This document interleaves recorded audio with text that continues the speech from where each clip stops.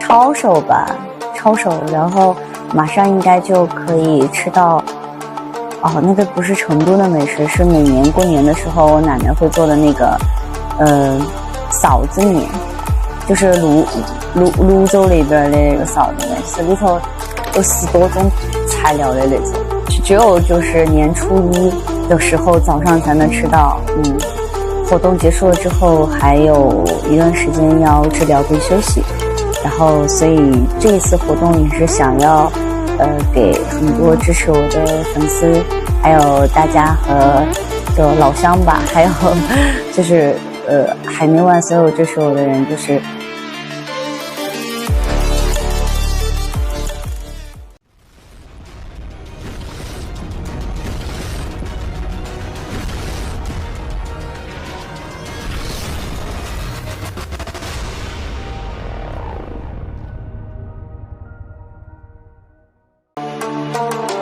Supporter cantik Tiongkok ceritakan pengalamannya di Jakarta. Indonesia bagaikan surga di dunia. Dalam tayangan istimewa malam ini, CCTV membawakan kisah seorang gadis muda yang datang dari Tiongkok untuk mendukung sepak bola Indonesia. Namun perjalanan yang awalnya hanya untuk menonton pertandingan berubah menjadi pengalaman luar biasa. Bagi Lee Xiaoqing, Jakarta bukan hanya ibu kota Indonesia. Jakarta adalah surga di dunia. Mari kita dengarkan kisah lengkapnya. Ketika aku pertama kali menginjakan kaki di Jakarta, aku langsung merasakan suasana yang berbeda. Udara hangat, semilir angin, dan cahaya matahari yang lembut membuatku merasa disambut. Aku melihat gedung-gedung tinggi yang menjulang, jalanan yang sibuk namun penuh senyum, dan langit Jakarta yang bagaikan kanvas lukisan. Aku berkata dalam hati, ini bukan sekadar kota. Ini surga kecil di bumi. Lee Xiaoqing bukan hanya terpesona oleh keindahan kota. Ia juga kagum dengan keramahan penduduk Jakarta. Setiap orang di sini menyambutku dengan senyuman hangat, katanya. Dari pengemudi ojek online hingga penjual makanan di pinggir jalan, semuanya membuatku merasa seperti di rumah sendiri. Saya sempat mencoba makan di warung kaki 5 dekat stadion. Rasanya luar biasa. Nasi gorengnya pedas, sate ayamnya gurih, dan es jeruknya segar sekali. Penjualnya bahkan mengajakku berbincang dan mengajari saya beberapa kata bahasa Indonesia. Saat saya bilang saya datang dari Tiongkok, mereka tertawa dan berkata, "Selamat datang di Jakarta." Rasanya seperti bertemu keluarga baru. Jakarta bagi Xiaoqing bukan hanya kota yang gemerlap. Ia juga menemukan pesona budaya yang memikat. Dari bangunan bersejarah di kota tua, kuliner khas Betawi, hingga semangat para supporter di stadion.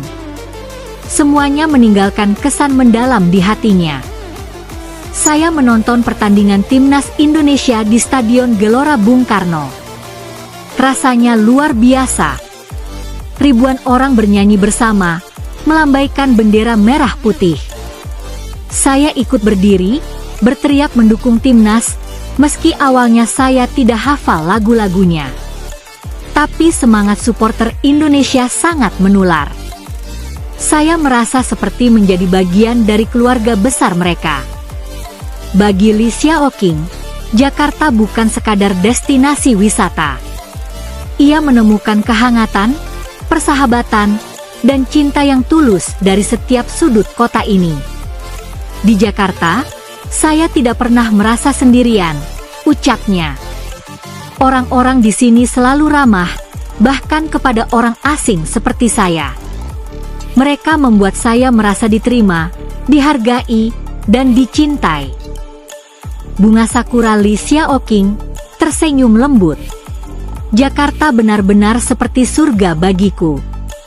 Dari pagi hingga malam, saya selalu menemukan keindahan di setiap sudutnya. Bahkan kemacetan Jakarta pun terasa seperti bagian dari pesonanya. Di tengah kesibukan, ada tawa, ada senyum, ada keramahan.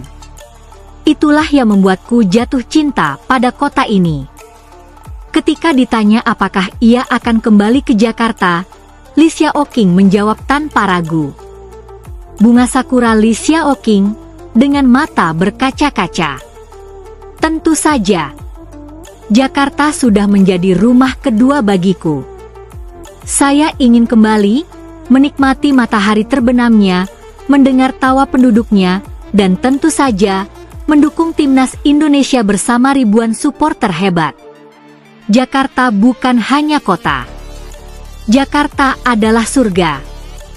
Setelah pengalaman luar biasa yang dirasakannya di Jakarta, Lee Xiaoqing pun memutuskan untuk lebih mengenal kota ini secara mendalam. Ia tak ingin hanya menjadi turis yang datang dan pergi, tapi menjadi bagian dari denyut nadi Jakarta. Bunga sakura Lee Xiaoqing menatap kamera dengan semangat. Setiap hari saya berjalan kaki ke berbagai tempat. Saya tidak hanya mengunjungi destinasi wisata terkenal, tetapi juga gang-gang kecil, pasar tradisional, dan taman-taman kota. Di situ saya menemukan kehidupan Jakarta yang sesungguhnya, hidup, dinamis, dan penuh warna. Pakupin Bundar Pasar Senen, Jakarta Pusat.